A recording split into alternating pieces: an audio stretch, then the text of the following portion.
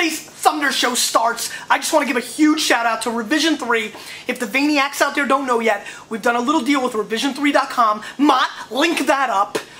Very excited to be on Revision 3, so you can go to revision3.com and see new Wine Library TV Reserve, a 5-minute edited version of Wine Library TV every day if you'd like. Great website over there, tons of great shows. Big shout out to Louderback and Jay and Prager and Berger and Sarah and everybody, intern AJV, and very excited about this deal.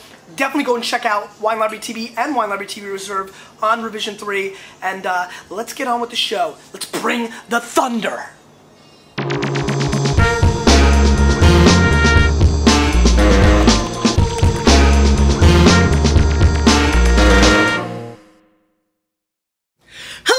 Welcome to Wine Library TV. I am your host, Gary Vaynerchuk. And this, my friends, is the Thunder Show, aka the internet's most passionate wine program. And as you can see, we are not solo. We have a wonderful guest here today, Frederic, who comes from a winery that we have a lot of experience with, that we love, and I have a very big announcement. We have a very big announcement. Excuse me. He has a very big and good announcement. We are going to be doing something very special. We'll talk about that in a second. We're going to be tasting two of his higher-end wines, because the entry-level wine, the Les Terrasses, is the wine that most of you are probably familiar with if you are familiar with the brand. So without further ado, I'm going to let Frederic say hello to the Vayner Nation. Hello to everybody. I'm very happy to be here. Thanks for having me. My pleasure. Why don't you tell everybody what you do and who you are? I'm the third generation at Château Pesquie in the Côte du Ventoux, and so you've been supporting us a lot. We've been growing Grenache and Syrah in the Southern Rhone for ages now, and for the coming harvest, we want to try to bring you over actually and help us to make some great wines. So here's what we're talking about in what is honestly the best thing we've ever done on Wine Library TV. And we have a little 2-person live studio audience. I don't count you, Enrique. You're not. We are running a contest. So Mott, link it up. We're actually going to put it over here as well. We are running a contest. We will be doing something that I think is stunning. Are you ready? This is what we're doing. Obviously, it's the Pesquie wine contest. Frederic and his family are doing it. I just happen to get some of the credit. 4 Vaniacs out there will be flown for free from New York. So you have to get to New York. That's on you. But other than that, from September 14th to September 20th, you will be put up at the Chateau at Pesquie, and you will work the vineyard. You'll be flown there for free, you'll be fed for free, and all you have to do is click the link that Mott is putting down there. All you have to do is put your name, your email, and why Frederic and I should pick you to be one of the winners. 2 of you will be selected by us. I'll pick one person that brought the thunder in the way they wrote it. Frederic will do the same.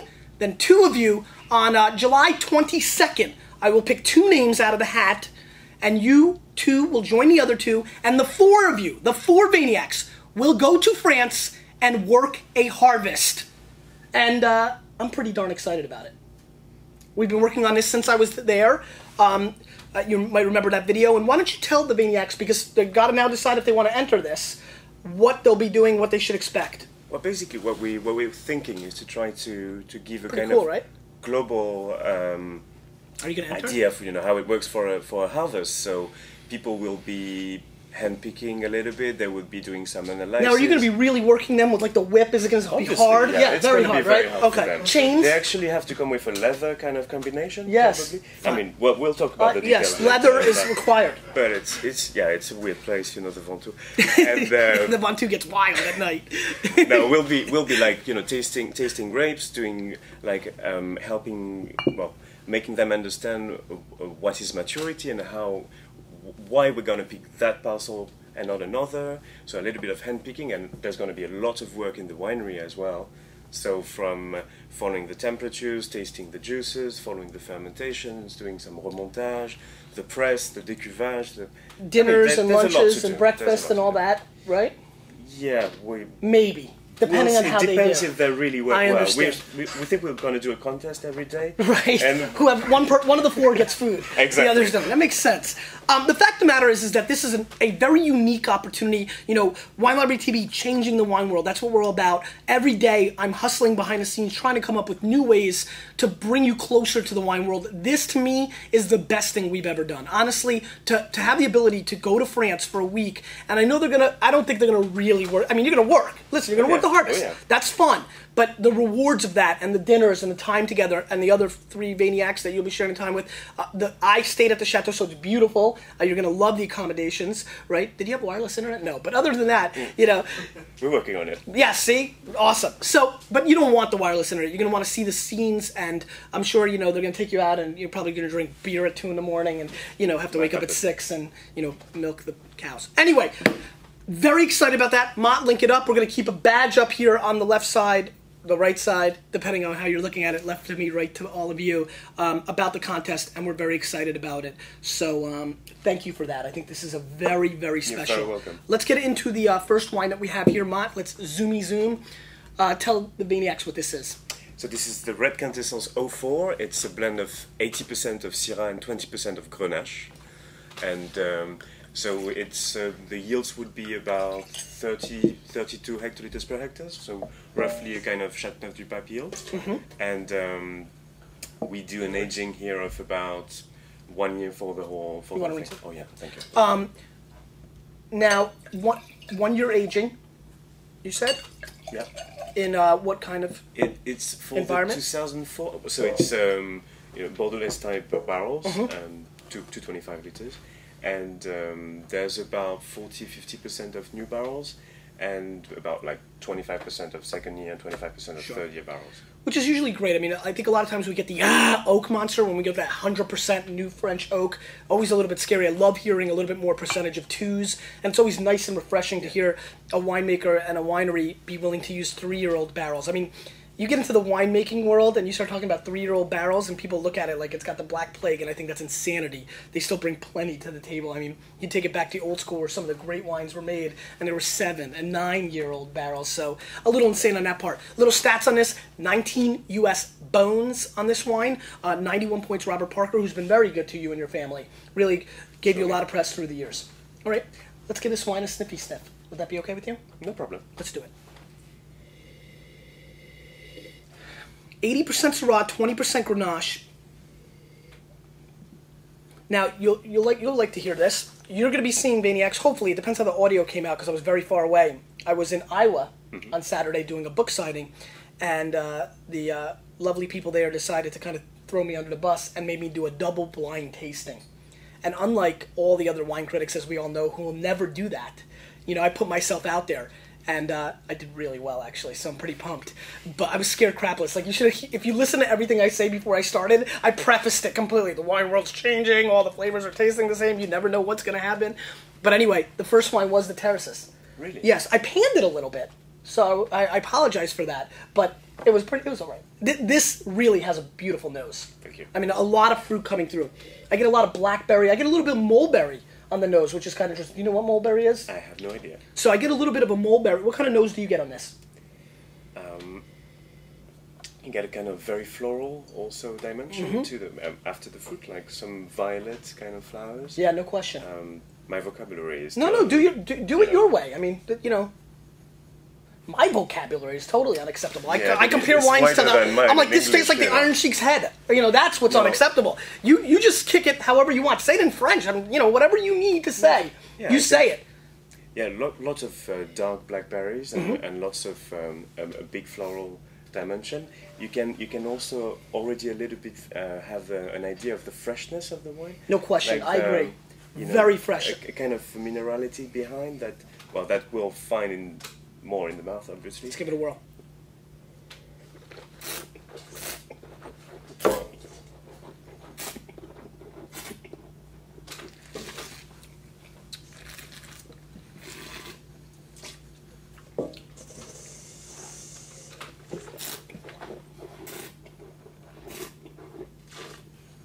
So one thing I decided the other day on the show that I thought worked really well was not to score wine with winemakers, because it's, I always scored a little bit higher than I want to because, I'm a good guy. No one influence. But that being said, let me tell you, this wine is extremely good. I mean, it's extremely fresh, has a great mid-palate, which is something I look for a lot. I almost get like a dark chocolate, green pepper component on the transition flavor, and then on the secondary end, really ripe cassis and blackberries, just very like firm, like with really dark and complex flavors on the back end, great length, great finish, really makes me think, wow, this would rival a lot of $35, $40 Chateauneuf de Pape type wines to me. Even a little bit more New Worldy than some of those may be. What I like about this is it gives me a lot of New World weight and explosiveness. Some of the things I love, what's going on in Spain and Australia, but it has much more balance and gives quite a obvious picture of the terroir. I get almost like, I almost want to call it like chocolate-covered bluestone. Because there's a minerality that this wine brings to the table, like chipped, chalky bluestone with some chocolate on it, and maybe like a couple cuts of pepper. Well, you've been to the Ventoux, Yes. This kind of, we always get this natural acidity thanks to the altitude, the microclimate Really good. that we get. So that what brings the balance, all of it. This is a wine that I can see an enormous part of the population wrapping their head around. I just feel that it has the stability and complexities and dimension for multiple wine drinkers. It's got a lot of old world love in one way, but a lot of fresh fruit and black currant, and I think a lot of pizzazz and charisma that I think a lot of new world drinkers would enjoy. To me, this is the perfect red wine with food. The alcohol is shockingly under control. I see it's at 15%, which probably means it's like 15. Right. Is that what we're talking? 15.7? Tell him, you can tell. No, 55. I mean, no. We're always in the range of 0.5. I might be 15.2 or 15.3. Right, all right. So we're not gonna go understood. But you've got a half a point to play with. Yeah. Now, would you play the other way? If it was 14.5, would you want to show the bigger? We usually You'll always to, come down. Yeah. Yeah, because it's already quite high. In the U.S., this stuff's kind of respected. In a lot of the old world countries, something that 15% can scare off a lot of. Yeah. Right. Yeah. Do you put like a different label for Japan, like 14.5? No. We have with I'm all over it. I'm like Barbara Walters up in this piece. All right, so I'm very high in this wine. I can tell you right now. I said I'm not going to score because this is so good. I mean, this is really in the range of what Parker says. I think he kind of nailed it. To me, this is a quintessential buy at the $20 price point, and not because it's here, because I know I've sat here and panned plenty of wines in front of people. A very good effort. I like it. How do you compare the 04 to some of your other vintages? Where, in your mind, your personal palate, because you have your own palate, where do you put it? For me, you mean in terms of 03, 02? How many vintages have you been making of this? It's been we've started in 1990, but we didn't make it in a few vintages. Like we didn't do in 02, we didn't do in 96, we didn't do in 94. But so for you in the pantheons of the wine, I think it's a very 04 was a very balanced vintage, I think, in the Rhone as a general rule. But this one, it's a quite ripe version of it. No question. So I'm very happy with this vintage because it's in the same time very rich and still you have this balance behind. To me, the fruit was so powerful and reminded me of like a hotter 03 vintage. Yeah. But the 03 would have never shown the backbone of minerality, right? Was the 03 version this a little bit more fruitified? I completely agree. Yeah. And for the 03 it was exactly the same because we tried to harvest very early because it was already so concentrated. When did you harvest that? This, I think, for most of the Syrah, it was second half of like the third week of September. Got it. Probably. Yeah, so pretty early. Yeah. So why don't you tell the Vayner Nation what this is all about? So Artemia, it's a new project. It's actually the first release, the 04. First vintage of Artemia. Yeah. It's a 50% Syrah and 50% Grenache wine from two parcels. The Grenache are 80 years old and the Syrah are about 55 years old, and so we started that with my brother Alex that you've met. Yep. And who was on the show in the past? You know what? Link that up. And so then the yields are very low. Basically, it's around 20 hectoliters per hectare for the Grenache, and about 25 hectoliters per hectare for the Syrah. And we do the fermentation of the Syrah in 4 hectoliter barrels, you must have seen them in the winery, and Yeah. they have a stainless steel arm inside Yep. the barrel, So so we can cool, do yeah. the remontage. Really cool. And so this one rolls in at $36 US. Again, also scored the same way by Parker, so that shows you a great example of, like, you know, different people have different palates. You know, I could see how the consumer's going to look at this. Why would I spend 36? This is, you know what, this is a great time. I'm going to go a little bit on I'm going to go on my high horse. Get off, Sheik. I'm going to get on My Little Pony, and I'm going to say this. This is where scores are such a detriment to the industry. Let's look at this, right? You come to a wine shop anywhere across the country, nobody's on the floor to help you, and it's a shelf talker game, right? Both wines say 91 points Robert Parker, right? Parker's a very important critic who, as you all know, I respect dramatically. One's $19, one's $36. Why in your right mind are you going to buy the $36 wine? And I'm going to tell you why right now. Whether it's right or wrong, I'm not quite sure. I don't really have an opinion about that. I haven't even had it yet. I actually think I did have it, but I just don't remember because we were like, you know, we were partying. And Ian was like throwing up and pooping everywhere. He was so sick, remember? He ruined that night. Ian was like throwing up on the lady. It was terrible. Remember he like pooped the house out? I mean, it was a mistake. And then I got pink eye. We were out of control. Anyway, for 36 bones, you know, clearly the winery has done different things to make a wine different, and in their world, given the different processes that they're putting in, this is a more expensive wine. They also probably feel more excited about the fruit, right? The vineyards probably either cost more or have been developed stronger. So, and most importantly, and here's where it gets really good, folks, let's break it down simple on the Thunder Show.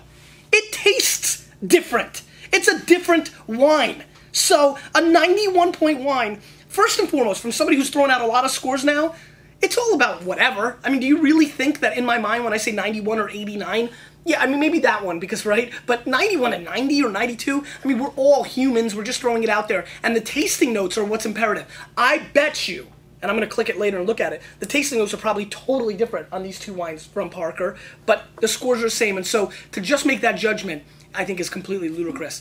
Anyways, for example, the Terraces that I had in Iowa, I think probably scored 89 or 90, probably close, right? Oh, they went to 92 actually. Yeah, I mean, it might have been scored higher, and I'll tell you right now, definitely not better than the last wine. And let's see what's going on here. So, give it a snippy sniff. The snippy sniff. Snippy sniff, not a snippy sniff. We did that early. That's what you do when you're first born. So, very, very big concentrated fruit on the top.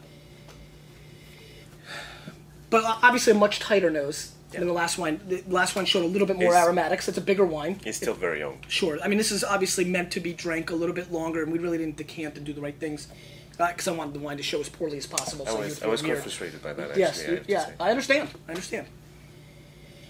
I like the inkiness. I sometimes smell ink, and that's how I kind of call it, and so it's kind of interesting. I like that. Let's give it a whirl.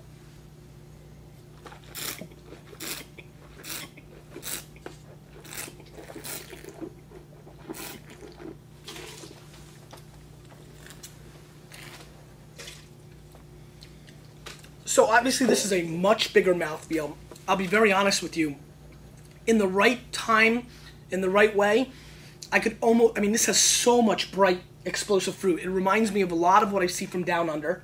You know, it's got a lot of, you know, the beauty of this wine is towards the tail end of the finish, it gets drier and more complex. And that minerality is saving your ass, to be honest with you. I think you know that. That's the beauty of, I guess, your terroir. Because on the initial attack, about 85% through, like the point where I gave it to him and I kind of looked at you guys, at that point, I was like, oh crap, this is not going to be so nice. Because it feels flabby and fake, because it's so fruity, it's so over the top.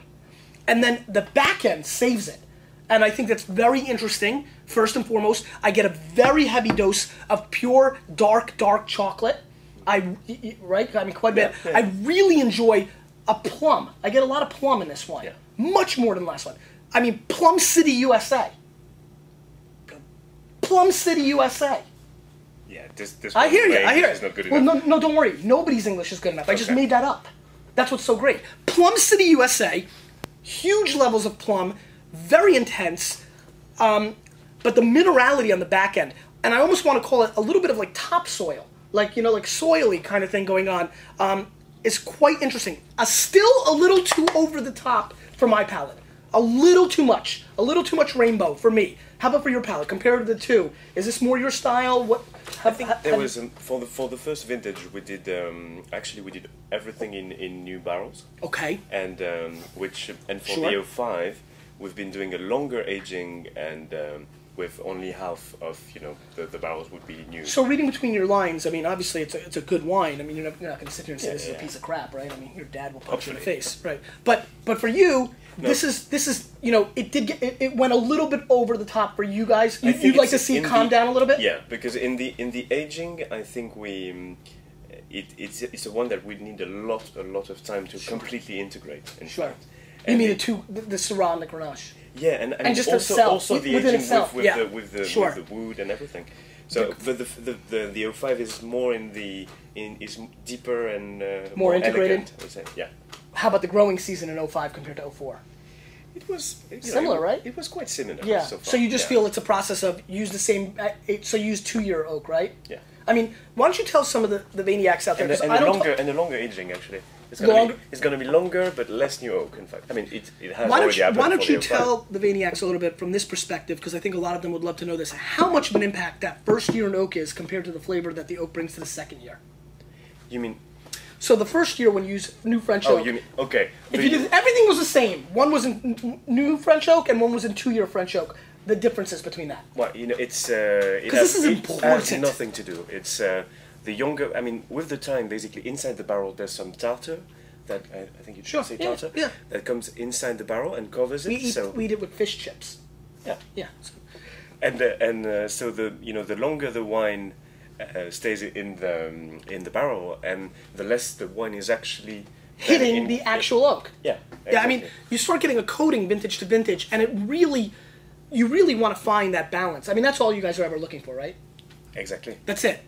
I mean, like I always tell my dad, it's not a black and white world, Dad. It's all about gray. And, finding that balance in winemaking is imperative. And I will tell you, I'm very enthusiastic about trying the 05 vintage of this because, like I said, the back end's doing right by me. The front end's a little too fruity.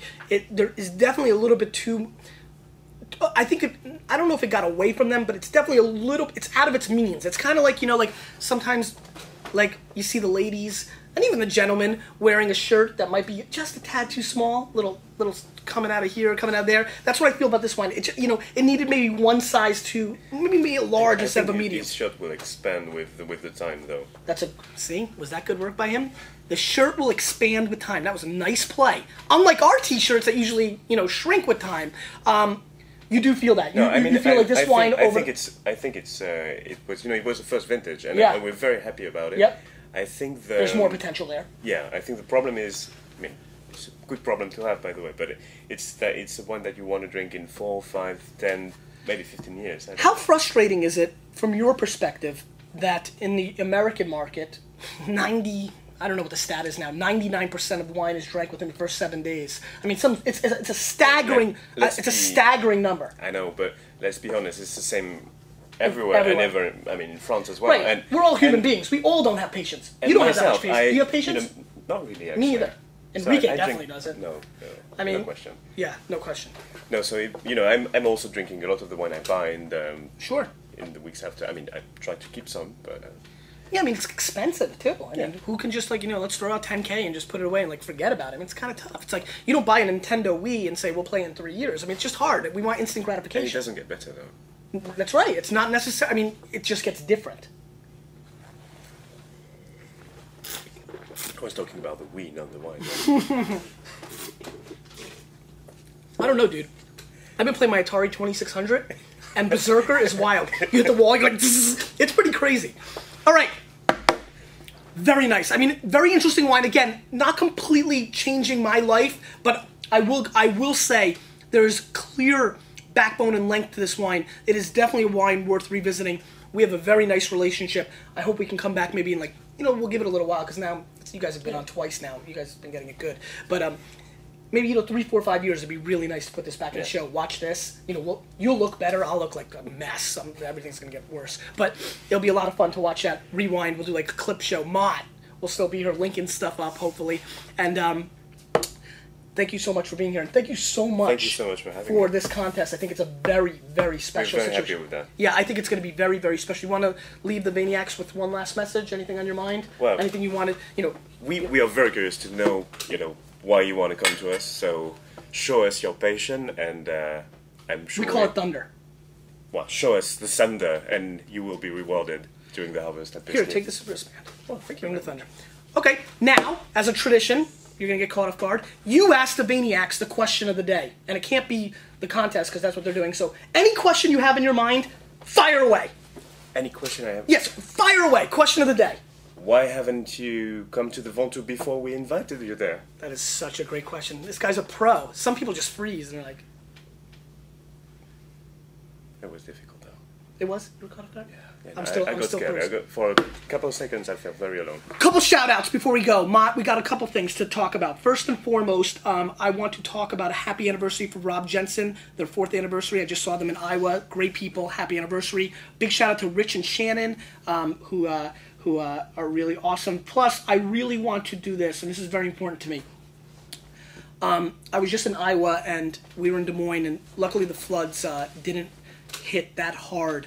But there's a lot of people suffering in Iowa, and anything you guys can do to donate to the Red Cross, when you see it with your own eyes, it's pretty tough. And so flying over and watching the destruction is pretty sad, and it's the heartland of our country. It's a very important little area, and so I just definitely wanted to give a shout out. I know how the Vaniacs are, so Mott, let's link up a little Red Cross action for them. We're doing our thing. Rest in peace, George Carlin, guy who made people laugh. Very important. You heard about that, Enrique? Passed away this morning. Sad news.